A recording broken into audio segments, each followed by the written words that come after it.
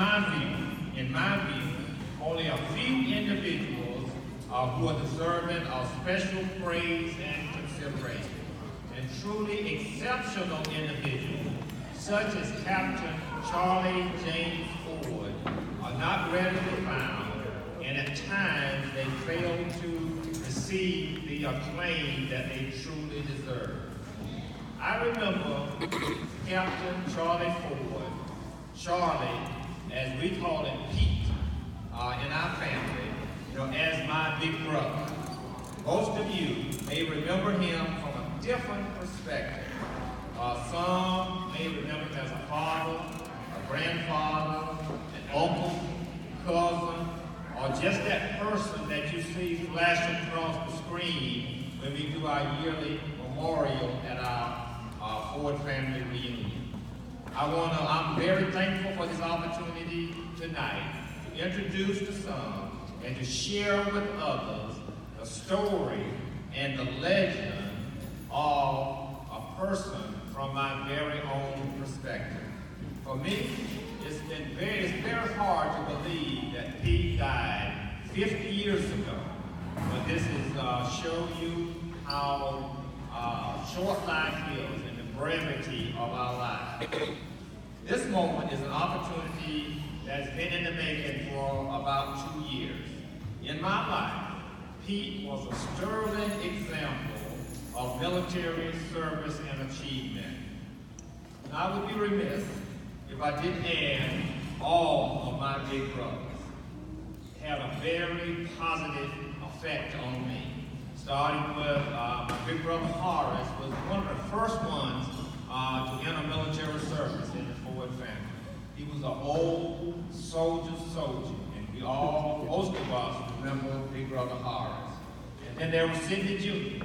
He only served 3 years in the service, but I remember him as a small kid being in the military and watching his photos that we had around the house. And then it was, everybody knows Ozell, his 30-year exemplary service in the military. And then was my brother Billy, Jerry Leroy. He was a storm and raging paratrooper. He was a combat veteran, Bronze Star, and the Silver Star, Bronze Star, and the Purple Heart Medal. A couple of years ago, Susan, everybody knows Susan and I went down to Branford. It's a little town in Suwannee County. We went down picking grapes. And the vineyard owner asked our name. And we told him Ford. And this guy said that he remembered a Ford from Live Oak when he was going through basic training at Fort Benning, Georgia. He said that his company commander was a Captain Ford. And he asked me, did I know this person? Of course, I was beaming with pride, just to the fact that someone still remember Charlie, from Live Oak here. And then sometime afterward, I was at a plumbing supply store here in Live Oak. And this black guy came up to me and asked me my name. And I told him Ford. He asked me, was I Miss Alice Ford's son? I said, yes. He said, your brother was the guy that was the pilot. I said, right. And he said that he remembered when he was 9 or 10 years old when Pete died, and there were little kids around the neighborhood. He was just explaining to me about what kind of pride of all the kids around the neighborhood had in him being a pilot.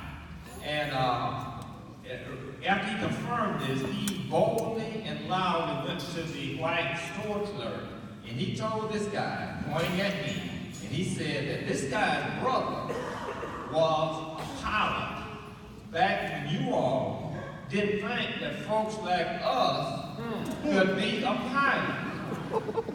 And he just went on. He said that this guy, pointing at me, this guy said, was a captain in the United States Army, and he was a pilot, and he was right here in Live Oak, and I want you to look at him.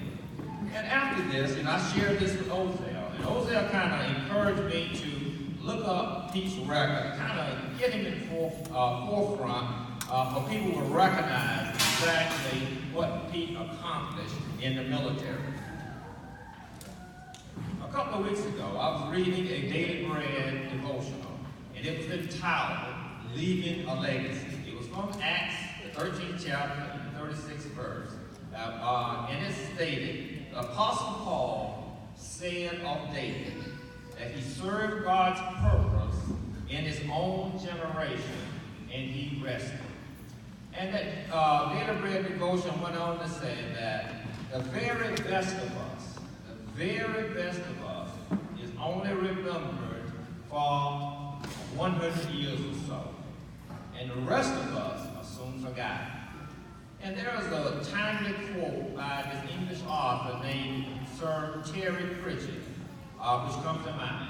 And what he said was this. He said, do you not know that a man is not dead as long as his name is spoken?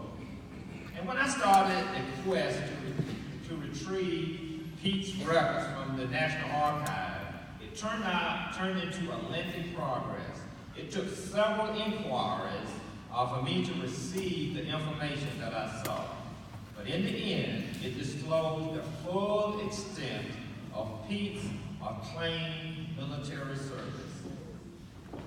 Before I try to explain to you what made Pete's service and his achievement so extraordinary, you need to kind of understand the military awards recognition system. It is important to understand the distinction between the two categories of military awards recognition. It can be a kind of slippery slope, when you try to differentiate the military award system, because all military service is very meritorious. And because military service people are exposed to a whole litany of dangers, and without a doubt, they're deserving of honor from all of us and from this nation at large. But the typical military recognition for service members is considered a meritorious type of award. Meritorious meaning that deserving of praise, reward, and esteem. And some of the typical meritorious awards that you may have heard of are the accommodation type medals, the meritorious service medals, the Legion of Merit, even most Bronze Star medals, and even the Purple Heart medal kind of falls in that category of meritorious type medal. But people who have served or serving in the military will reserve the term hero for only a select few. A hero should be reserved for those who have performed amazing acts in the face of grave danger, many of whom have sacrificed their lives in doing so. And the typical type recognition awards for heroes or valor type awards are called valor.